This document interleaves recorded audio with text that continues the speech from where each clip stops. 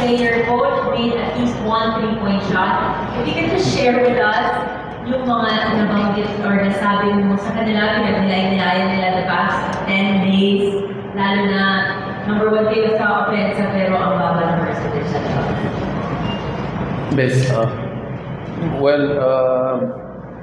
challenge talaga to face Magnolia. Alam naman namin na wala pa silang talo. So, we're just hoping na sobrang ganda nila laro nila. Baka isang araw mamalasin sila. Matapat sana dun sa araw na kalaban namin. Mabuti na lang medyo ganun nga. Medyo minala sila. Tapos maganda yung shooting namin, as you said. We were making our 3-point shots. And we were also able to play at our own pace. Gusto namin yung pace namin kanina. I think we were able to control the transition game. Mas marami kaming fast break points. Mas mabilis yung pace ng laro. Tapos maganda yung ball movement namin. We had 29 assists. Tsaka nagtulong-tulong lang. Sabi mo nga, with our rotation, I think everybody was able to score and contribute offensively, but much more so defensively because kaya na nanalo yung Magnolia, balanse yung laro nila. Ganda ang depensa nila, ganda ang opensa nila. Pero kanina medyo na babaan namin yung efficiency nila. So both offense namin, defense namin gumana. At may araw din talaga, sobrang ganda na ng nilalaro nila. May araw na mamalasin din. Mabuti na lang natapat sa amin. Thank you, Coach. Santi, so far this conference ma-average with 18.6 points, shooting 47.8%. Ano mo pinaghandaan ng conference ito, knowing all Filipino, it's an opportunity for you as a big man to thrive? Actually, before practice talaga, nag-extra po talaga ako. And pinagtrabawakan ko po yung shooting ko. Tapos, sa practice naman, nandun naman lagi yung intensity namin lagi. Kasi para masanay kami sa laro. Kaya yung offensive rebound, malaking bagay talaga sa akin.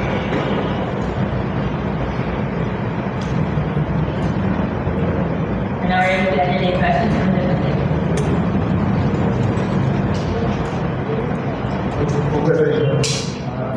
It's happening to speak of what is being yung mga katalo sa kanila nag-sister out na kayo taas ko yung confidence nila is overall niya tataas ang confidence.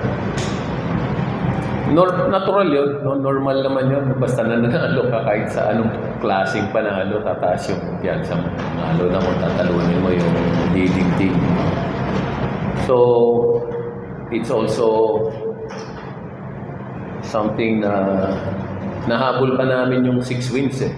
Yung 6 wins para at least makasigurado ka na nasa second round ka or sa quarterfinals. We're at, I think, 4-2 right now. So, 2 panalo na lang. Tingin ko yun ang computation namin sa 6 wins. Eh, may mabigat pa kaming laro on Wednesday. Kailangan namin yung TNT. So, yun naman ang pag-aandaan namin. But mostly,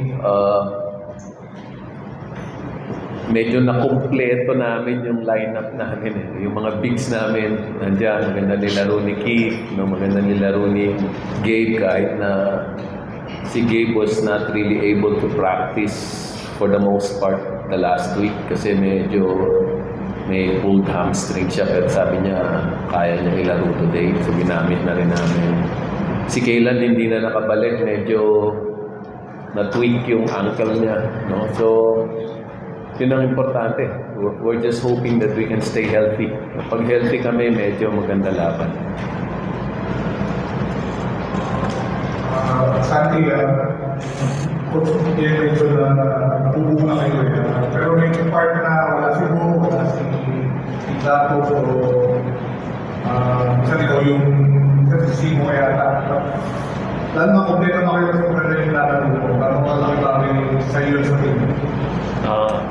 Una-una, naging disiplina ako sa talagang pagkain kasi kailangan maging healthy ako. Yun, kailangan mag-step up ko talaga eh. Kahit na wala si Bo, kahit wala si Kip, kailangan ko maging agresibo sa depensa at sa rebound. So, malaking bagay na talaga na may taga-rebound sa team namin. Hindi na rin siya pagod sa pag-aalaga ng bata dahil dati ata walang yaya to, napupuyat. So, okay na siya ngayon. Kasi Bo, parang isa rin nata siya na warm up kasi in relation to sa